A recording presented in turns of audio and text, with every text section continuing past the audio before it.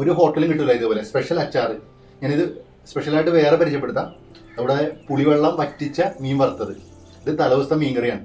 മുളകിട്ട പുളിയിട്ട മീൻകറി, പിന്നെ ചോറ്, ആവശ്യാനുസരണമുള്ള ചോറ്, ആവശ്യാനുസരണമുള്ള മുളക്, ഉപ്പും അതേപോലെ ഒരു ഹോട്ടലിലും കിട്ടൂല.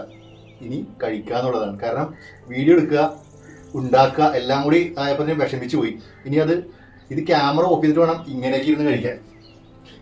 അതുവരെ ഒരു അഭിനയമാണ്. ഏതായാലും കഴിക്കാൻ വേണ്ടി പോണ്, അത് ഏതായാലും ഞാൻ കാണിക്കുന്നില്ല. ഓക്കെ.